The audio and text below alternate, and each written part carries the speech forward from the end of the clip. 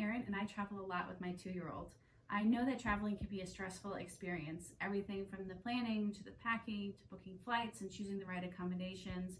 It causes me a lot of anxiety, and I know that that creates similar anxiety in other parents. As a travel researcher, I decided to create a series of all the things I've learned in my travels with my young son that will help ease anxiety for parents and make the process a little easier. The first thing I do when we're planning a trip, once we decide on the destination, is to book the flights.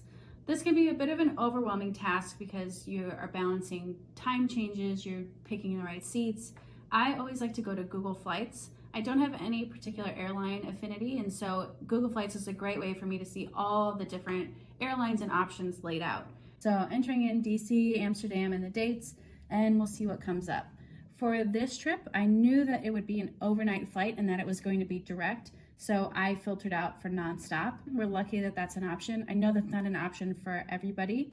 Obviously, one of the first things you look at is the price to see what works within your budget. Another thing I pay attention to is which airlines. I'd rather fly KLM over United, just as a personal preference. What I was really looking at here was bedtime and how it would impact my son. Always remember that for international flights, especially these long haul ones, these overnight ones, the first 2 hours are going to be pretty frenetic. So you're going to have people settling in, the lights will be on, meals will be served, there'll be a lot of commotion. And so if you're traveling with a child, it's going to be really difficult for them to fall asleep during that time. You also have the same scenario during the last, call it hour and a half, where the lights come back on, breakfast is served. So there's really a short window where your child will likely sleep. So I ended up choosing the earlier flight time because that meant that he was roughly going to get to bed around 7:40 instead of 8:40. In the long run, he didn't sleep anyway, so it didn't matter, but this was kind of my thought process as I was going through it. The other thing you need to consider is if you don't care so much about bedtime, but care so much about arrival time. A lot of hotels and rentals don't allow for early check-in, and so if you're arriving earlier, that leaves you a bigger space of time that you have to kill before checking in to your rental or to your hotel, whereas if you arrive later, it's a little less time and makes it a little more manageable. Another thing that I like to do is if you click this down arrow here, it actually tells you the exact kind of aircraft that this flight is going to be on. This is really helpful information for when you're choosing the right seats for you and your family. Then go over to this website called Seat Guru, and there's a couple different ways you can do this. You can either put in the exact route and dates of your flight and it'll show you the aircraft, or you can go to airlines at the top here, scroll down, flying KLM, and choose the aircraft. So then this shows you the exact aircraft, and they have different colors. So yellow means caution, and it'll give you notes on what they're sort of noting about that particular seat. We actually ended up going into the back, which is not uncommon for families, and we chose one of these because it allowed all three of us to be together without disturbing a fourth person, and it actually gave us a lot of extra room on the side here. And so we were able to sort of stretch out our legs on the right side, and it gave us the feeling of having a lot more space than we actually did. If you're really anxious about flying and your child sleeping, you can dig a little deeper into the aircraft. We had an unfortunate incident that I don't know how I would have found it out without really deep diving, which I didn't do, but the aircraft we were on, the armrest actually didn't go all the way up, which is something that we were kind of relying on for our son to be able to stretch out. But they only went halfway, which means that wasn't really a possibility. And it caused a lot of discomfort and a lot of stress on my part because he wasn't sleeping, he couldn't get comfortable. So if you are particularly anxious about the flight, do as much research as you can to make sure that you can avoid those unexpected situations. I know that flying can be one of the most dreaded and stressful parts of the whole travel experience, and you're not alone in that. For me, it's something that I certainly don't look forward to, but there's a few things that I tell myself to make the process go a little smoother. One is that just trust that you're doing the best that you can.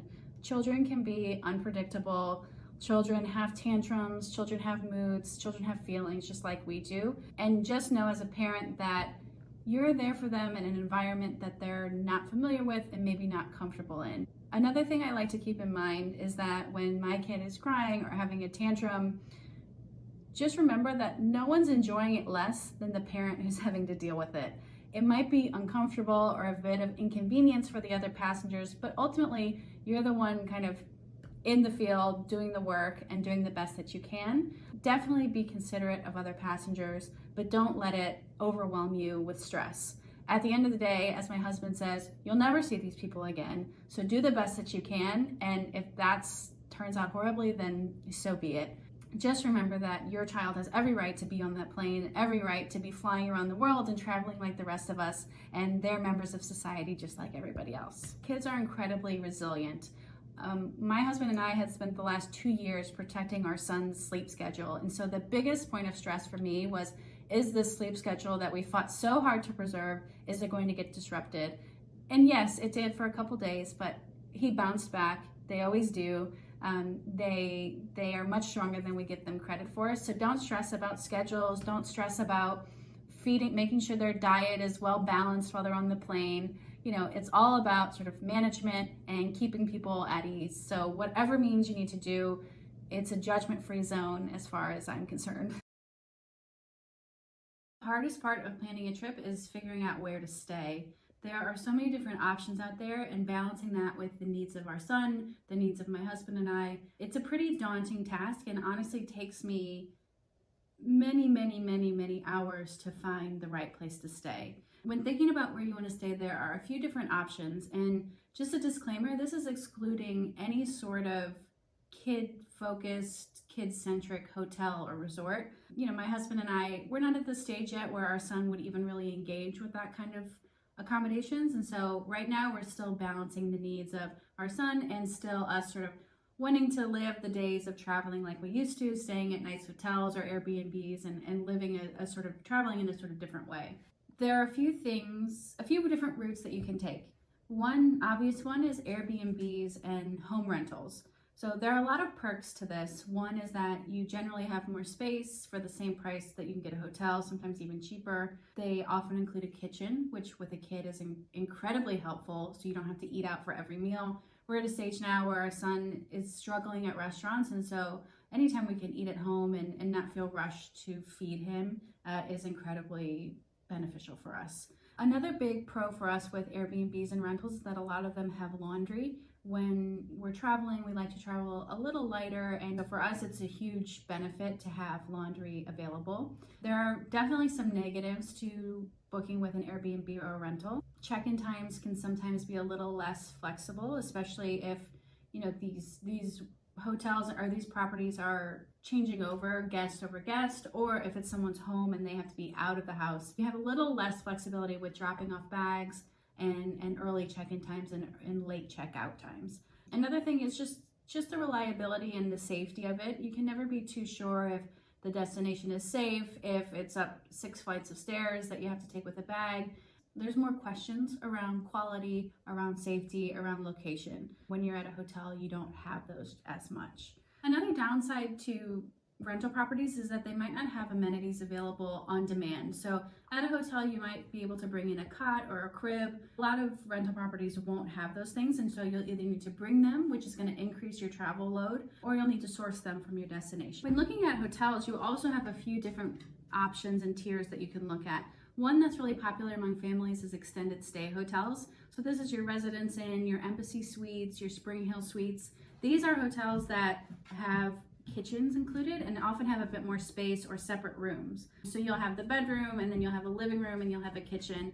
These are great for families. It gives you more space and offers a lot of the amenities that you would find in a rental property. A lot of them aren't as high end, so if you're looking for a luxury stay, these probably aren't your option. They'll be comfortable, but they're not going to be high end in terms of service. They will also have laundry, which is a good thing. Then you have hotels, which seem like an obvious option, but there are a lot of things to consider when you're booking a hotel. That I ran into this a lot when I was trying to find a property, especially because we were traveling in Europe where rooms tend to be a bit smaller. Some things that make it difficult. Arrangements can be tricky, especially with a young child.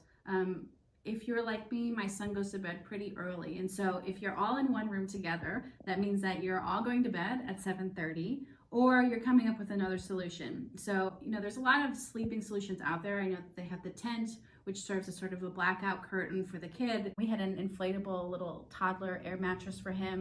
Some parents put their kids in the bathroom because it's dark and they can kind of close the door and still be able to move freely around the room.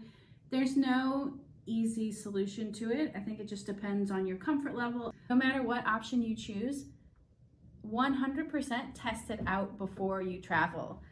We made the mistake of bringing this air mattress with us, thinking that our son, sure, he's tired, he's gonna sleep in it. He didn't sleep in it once. So it ended up resulting in, a waste of space in our luggage, and it just generally didn't work out. With hotels, you can also pay more money to get suites. That can be beneficial if it's in your price range, which will have extra space, sometimes separate rooms. Hotels typically have a lot more amenities that they can provide. So they can provide pack and plays or cribs or cots, so you won't have to travel with those, which are a huge help, especially if you're traveling solo, if you already have a lot of luggage with you. Hotels can sometimes be a bit more flexible when it comes to check-in and check-out time. I found that they're especially flexible if you have a child. Luxury hotels, if they're in your budget, can be an amazing alternative because they really are high service, and I don't think that can be understated and underappreciated when you're traveling with a child. To have someone who knows how to manage guests, who is able to move things around, has a lot of knowledge about the area, and they also have a lot of amenities. For our most recent trip, we actually stayed in a combination of all three types. We stayed in rentals, we stayed in an extended stay, and we stayed at a luxury hotel. The luxury hotel was amazing. They gave us a diaper pail, they gave us a crib, they gave our son a little stuffed animal, they gave him his own toiletries. And that was the last place we stayed, and it was just incredible to have that experience. But it came at a price tag. Luckily, we were booking on points, so we were able to sort of shell out a bit more points to get this experience. But it ended up being really incredible. And a lot of luxury hotels might even offer childcare services, whether they arrange it for you or they have someone on staff. Okay, now we're going to tackle packing, which, if you're like me, is a big source of anxiety because when these kids are really young, there's things that they really rely on and that they'll need, and so I don't want to miss anything. And there's the stress around if you forget some of their favorite things or some of the things that you need every day. So like most things in our life, my husband and I have a shared note that we have when we're preparing for trips where we can add things that we need to pack, things that need to be done before we leave. It's a huge help for us as we prepare. The other thing I do, the very first thing I do after that, is check the weather for the destination that we're going to. It really will dictate if we're bringing sweaters, if we're bringing shorts, what we really need to bring. And then from there, I just use basically my common sense about my son and the things that he needs. So I sort of sit to myself and say, okay, day to day, what are the things that he needs from the moment he wakes up until the morning, until he goes to bed at night. So when he wakes up, it's diapers, it's an outfit, it's socks, it's shoes, and it's any sort of jacket. Thinking about how many days we'll be gone about 5 or 6 days. So I'm going to bring at least 5 outfits, and then I always bring 2 to 3 more because you never know when a blowout's gonna happen, or he's not gonna like what he's wearing and wants to change, or something gets wet if it's raining. So I always grab his favorite shirts because getting dressed can be a battle sometimes at this age. Grab pants and everything that he's gonna need.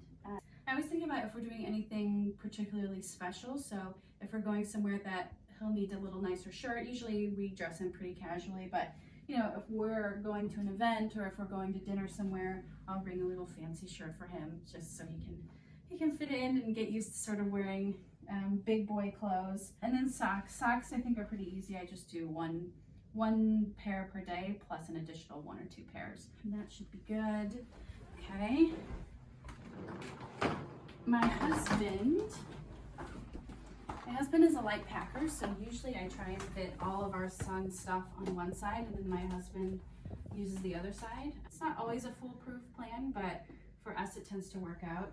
I don't do any sort of fancy packing techniques. His clothes are so small that we're usually not pressed for space to fill. The next thing I always bring, obviously, is diapers. He's still in diapers. I never bring the full amount of diapers that I'm gonna need, especially when I'm traveling to a big destination. They're so bulky and they take up so much space that I usually only bring enough to get me through the first, call it 3 or 4 days, and then rely on places like CVS or convenience stores or grocery stores to restock. So I'll grab the diapers. And I always just start fresh with a pack of wipes. I never bring any half full packages of wipes. Might as well just start with a full pack and go from there. And same thing, those are pretty widely available no matter where you go. The other big thing is what he needs when it comes to bath time and shower time and bedtime, excuse me. So his sound machine is #1 priority, especially when sleeping in a new destination. I usually put this in there as well. Other thing I always like to bring with me is a sheet. Whether he's, if he ends up sleeping in a pack and play or if the hotel has a crib that they can roll in, I always want to have our own sheets just for cleanliness sake. And it's what he's used to. It's like a smell of home, which I think helps them when they sleep. So I always bring at least one set of sheets. So now I'm going to move on to the nighttime ritual where a lot of his toiletries are involved. So I'm going to get those together. But in thinking through the day and getting to the nighttime ritual, I realized I forgot to pack his pajamas. So I'm going to grab some pajamas and put them in the bag. Again, I usually do, 2 to 3 pairs. I'll put his PJs in there. Put these in there. As you can tell, I'm not a very organized packer. I just got to make sure it all fits. One important thing to keep in mind when you're packing is if you are going to carry on your child's luggage or if you're going to check it. If you're going to carry on, you'll run into some limitations around liquids, lotions. It can't be more than 3 ounces. It'll have to all fit in one Ziploc bag. So that's something that you need to decide beforehand. A lot of times, if I can, I will always carry on his bag, just so I'm not worried about things getting lost, a lot of his essentials not showing up if the luggage gets lost in transit. And if there are things like bigger liquid items, I usually put them in my suitcase, which is usually getting checked. So then you need his toiletries, so lotions, toothpaste, toothbrushes, all those sorts of amenities that any adult will need. Again, just thinking through day to day, what do we use every single day that he uses? A lot of kids have sensitive skin, so if there's a specific soap that you use or lotion that you use, definitely bring that. I think in hotels, a lot of the lotions and stuff have a lot of perfume to them, which can be irritating for young children. I always bring Tylenol. You never know when something's going to come up. A lot of parents also always travel with Benadryl, which is probably a good idea. I just don't have any on hand, but I can always get some at the airport. One thing to keep in mind, if you rely on Benadryl or if it's something that you think you'll really need, a lot of European countries do not sell it over the counter like they do in the US. You need a prescription for it. So keep that in mind as you prepare. If that's something you think you're going to need, definitely get it at home if you're in the US before traveling internationally. Toothbrush, toothpaste, medicine. We got really lucky that the last place we stayed at gave us kid-friendly toiletries, so we still have some of these left that we brought home. So that's making packing a lot easier because I don't have to worry about sizes, because this is typically the lotion that we use, which is way too big to fit in a carry-on. It's beyond the TSA guidelines, which are 3.5 ounces, 100 milliliters per toiletry. And they all need to fit in a quart size Ziploc bag. So all of that's just stuff to keep in mind. Again, if you're traveling to a large destination, these are things that you can likely get pretty easily, either at the airport, you are taking off, or when you land, or you can stop at a convenience store at the destination that you're at. If you're staying at a hotel, they will likely also have toiletries that they can give you to hold you over until you can get the kind that you like. Unless there's a very, very specific toiletry that you use, I wouldn't stress too much about making sure that you have all the toiletries you need, because a lot of the places we travel to will have those things available. Always bring diaper cream. Diaper rash can come at any time, at any age. This has saved us a lot of times. This one's actually too big. I need to grab a smaller one. But one of the most essential things that we bring that sometimes that would stress me out if I forgot that, just because we like this brand a lot. Now we are finished with this suitcase, the carry-on suitcase. And even though it's a carry-on, it's important for me to distinguish between a carry-on versus what I call the airplane bag. This is a suitcase that's going to go up top. It's going to go in the overhead space, likely not going to access it the entire flight unless we absolutely need something out of there. The next thing to pack is the airplane bag, which is the things that need to be really readily accessible. So your toys, some diapers, some wipes, anything that you need in terms of entertainment, in terms of snacks. Those are going to be really, really crucial for the actual travel journey. I'm going to close this one up. And the other half of this is going to be for my husband to put his clothes in. One thing that I just noticed is that we have this tag on here from our most recent trip. This is the tag that they put on when you check your bag so that they can track it and get it on the right flight so it gets home to you. make sure you take this off as soon as you get in the car, after you get home, or right before you leave, before the airport. You don't want any sort of information confusing where your bag is going to end up. You know, if they think this is the current scan, barcode to scan, it's not worth the risk. Just make sure your suitcase is totally free of any tags or any remnants from old trips. Okay, so now I'm gonna pack the airplane bag. Very crucial, like I said. I usually just use my backpack because I like this one because it zips all the way like this, so it's really accessible whenever I need to reach in there and grab stuff. I usually put any sort of travel documents, passports, wallets, anything that we're gonna need pretty readily and pretty easily. I put them in this front pocket so I can just reach in and grab it. If you are traveling domestically, flying, still bring a form of identification for your child if they're under 2 years old. So in the US, if the kid is under 2 years old, they fly for free. That means that they don't have their own boarding pass. They sort of sit on the lap of the parent. But some airlines, not all of them, some airlines will require proof of identification for the child before they allow you to board. American, sometimes they ask, sometimes they don't. Southwest, 100% asks for the child's identification every time. Okay, so packing the plane bag, again, these are things that you need readily available if you have a child who's losing their cool, if you have a child that has very high demands for the flight, something where you can just grab and go as quickly as possible, and it fits underneath the seat rather than above, so you can always just sort of grab things out of there. Generally what I'm planning to take on our next trip in the airplane bag specifically, some stickers, books, snacks, water bottle, extra set of clothes, documents, phone, a few toys. He doesn't play with toys on the plane that much. I think he's like, unless the tray table is down, it's kind of difficult to do that. Diapers and wipes. The only thing not here, we have an iPad that's on the charger. Bring the chargers for everything. And also remember that for us at least, this also doubles as my bag, my airplane bag or my husband's bag. So if I need my headphones or if there's a book that I'm reading, those always go in here as well. Again, we like to travel as light as possible. So if my son and I can share the airplane bag and my husband and my son can share the suitcase, that's amazing. One last thing I forgot to mention about snacks. I know that fruit pouches and yogurt pouches are really popular with kids, but just keep in mind that those are considered liquids according to TSA. So any sort of pouch that you have, whether it's, you know, yogurt or a smoothie, you're not going to be allowed to take that through security, so don't bring those along with you unless you're planning to eat them before you go through TSA. One thing I haven't talked about is things that you can bring on a plane, especially for a long haul flight, that will help your child sleep. So there's a lot of different things out there. One of the more popular ones that I see is this inflatable bed that goes across the seat and then down to the floor. It's almost shaped like an L, like this.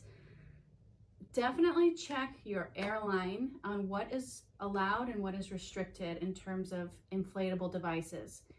Every airline that I've seen, especially in North America and Western Europe, does not allow those inflatable beds. They don't allow anything that attaches to the seat. You see some that hang from the front. It's like a little hammock for the kids' feet. You cannot use those on most flights, so don't waste your money. One thing that is allowed on a lot of flights is something like this. This is it's just an inflatable stool. It's essentially an inflatable rectangle that after takeoff and before landing, you can inflate it, and it's a nice footrest for your kids so their feet aren't dangling down, because their feet most definitely aren't going to reach the floor. Depending on how your kid travels and how flexible they are, how heavy they are, how easily they walk, strollers can definitely be worth it, and I know most people do travel with strollers. You can always gate check them, so that means that after you scan your boarding pass and you go to board the plane, you leave it right before you board the plane. Just leave it there, and then the gate agents will take it and they'll put it underneath, and then they'll bring it back up top after you land, so you can pick it up and drop it off at the airplane door. Strollers are incredibly bulky.